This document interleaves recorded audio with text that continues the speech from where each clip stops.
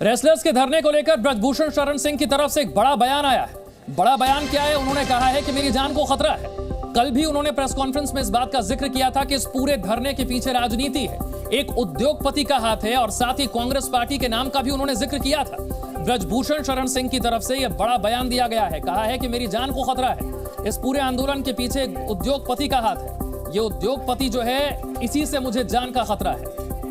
धरने के पीछे दीपेंद्र हुड्डा की साजिश है। ये चंद परिवारों की लड़ाई है और सारे खिलाड़ी एक ही अखाड़े के, एक ही परिवार के हैं।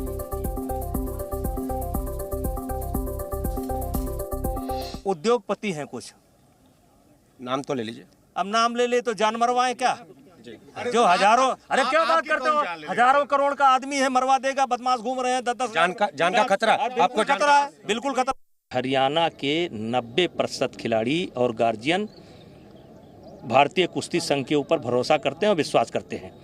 ये एक चंद परिवार है, जैसे एक चंद परिवार है, और जितनी लड़कियां निकल करके आई हैं आरोप लगाने वाली, वो एक ही अखाड़े की हैं, एक ही अखाड़े की हैं।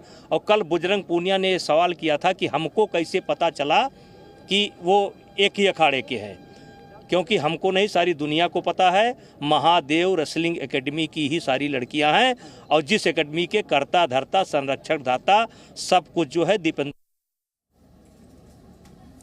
दिल्ली के जंतर मंतर पर धरना दे रहे पहलवानों के मंच पर कई नेता भी पहुंच रहे हैं। विपक्षी दलों के बड़े नेताओं का साथ इन पहलवानों को मिल रहा है। पिछली बार आपको याद होगा, जब इस तरह का धरना हुआ था तब कोई भी नेता यहां पर नहीं पहुंचा था। नेताओं के लिए नो एंट्री का बोर्ड था। लेकिन इस बार विपक्ष के कई बड़े नेता पहुंचे हैं। कौन कौन से नेता पहुंचे हैं जरा आपको बताते हैं। देखिए, चंद्रशेखर पहुंच चुके हैं। इसी के साथ साथ प्रियंका गांधी वाड्रा पहुंची हैं, अरविंद केजरीवाल पहुंचे हैं, दीपेंद्र हुड्डा पहुंचे हैं, शैली ओबरॉय, सौरभ भारद्वाज, आतिशी, पप्पू यादव, ये सभी बड़े विपक्षी नेता अब तक पहलवानों के धरने वाले मंच पर पहुंच चुके हैं। यानी कि विपक्ष के बड़े नेता जो हैं, उनका पूरा समर्थन, पूरा साथ इन पहलवानों को मिल रहा है।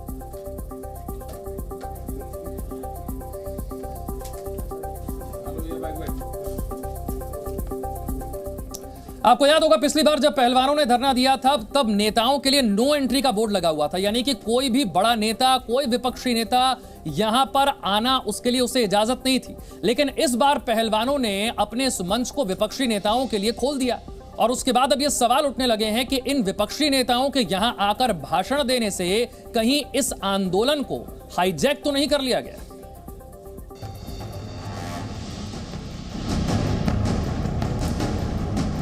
बात बनेगी या बात बिगड़ेगी?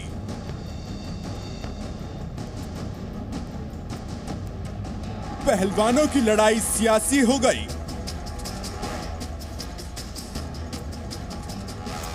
रेसलर्स का आंदोलन हाईजैक हो गया। कुश्ती महासंघ के अध्यक्ष बृजभूषण के खिलाफ पहलवानों की लड़ाई क्या अब सियासी बनती जा रही है? जनवरी के धरने में जिन सियासतदानों को पहलवानों ने मंच पर फटकने नहीं दिया था, अप्रैल आते आते ऐसा क्या हुआ कि पहलवानों का मंच सियासतदानों से भर गया? इसका आगाज खुद पहलवानों की तरफ से हुआ, जब बजरंग पूनिया ने हाथ जोड़कर राजनीतिक दलों, सामाजिक संगठनों और खाप पंचायतों से अपील की कि वे जंतर मंतर पहुंचे और उनका साथ दें।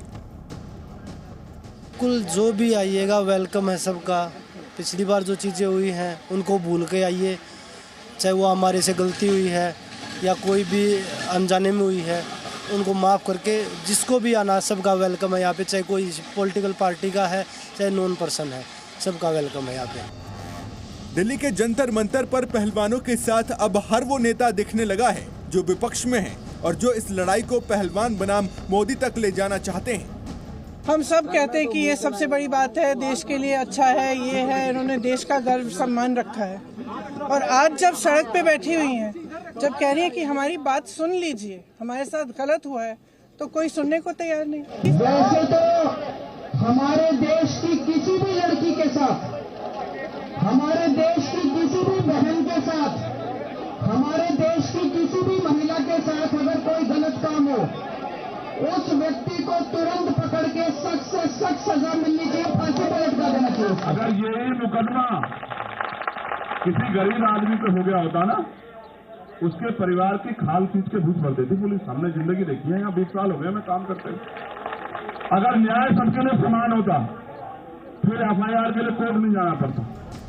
ऐसा नहीं कि पहलवानों को इसकी भान नहीं है, वे अच्छी तरह जानते हैं कि जिस जंग को उन्होंने इंसाफ का नाम दिया है, कहीं उसके बहाने राजनीतिक दल अपनी रोटियां तो नहीं सेक रहे।